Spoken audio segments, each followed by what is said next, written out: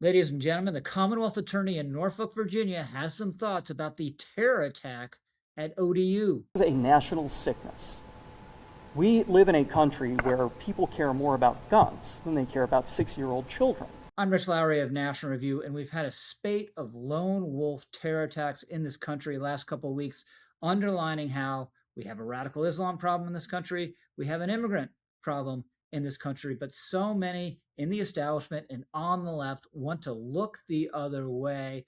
Foremost among them, perhaps the Commonwealth Attorney we just heard from, Ramin Fadahi, Soros-backed prosecutor. Let's hear some more of his thoughts. They care more about guns than they care about synagogue worshipers, and they care more about guns than they do about college students. What that means is that it does not matter how hard President Hemphill works, how hard the chiefs work, somebody will be a victim eventually. It is a matter of time, and until there is the political will to break the spell of the cult of gun absolutism, you will see more incidents like this. All of that is ridiculous. One, there's no gun owner in his right mind who cares more about guns than he does about the welfare of 6-year-old children. Two, what he's talking about and characterizing as gun extremism is really the Second Amendment, which guarantees a right to bear arms. Three, you're never going to get gun laws in keeping with the Second Amendment that are so restrictive they're going to stop every potential malefactor from acquiring a firearm. It's just not going to happen. Lastly, people do need to protect themselves, and we saw it at ODU. How did this attack stop? Because someone stabbed the gunman to death, which required having a weapon, in that case, a knife. So this Commonwealth Attorney is a preposterous figure. Now, we've also seen attempts to whitewash or excuse the attacker who went after that synagogue in the metropolitan Detroit area. Here's an ex-post from left-wing journalist Ryan Grimm, news all caps. The man who rammed his explosives-laden truck into a Michigan synagogue today was named Ayman Ghazali, according to a source familiar with the situation. Ghazali posted photos overnight of his family members, including young children who were killed in a recent Israeli attack in Lebanon. This is a developing story. Okay, so this is just perverse. Now, apparently he did have brothers killed in an Israeli airstrike, but his brothers were members of Hezbollah, a terror group. If you are a member of an anti-Israel terror group in the Middle East, it is an occupational hazard that you might get hit by Israel. Two, what are we trying to prove here? Because he lost brothers in this Israeli strike, is that supposed to make it okay for him to attack a Jewish school with young children in it?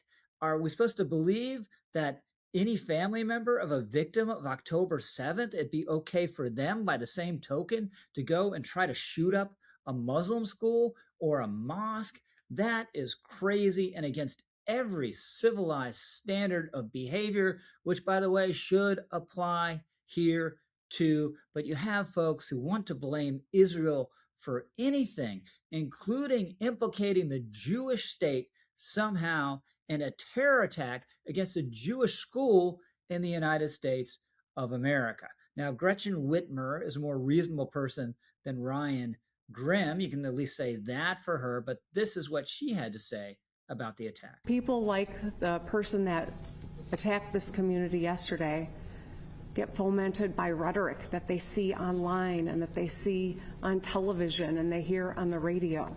It radicalizes people, and it endangers our fellow Michiganders.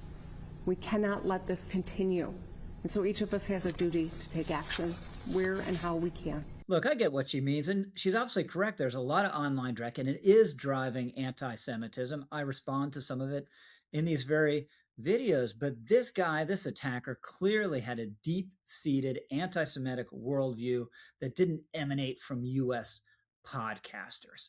So I think all of this just serves to divert attention from what's really going on and the key points that are uncomfortable for a lot of people. Look at these attackers. Detroit, which we were just talking about, perpetrator from Lebanon. ODU, perpetrator from Sierra Leone, majority Muslim country.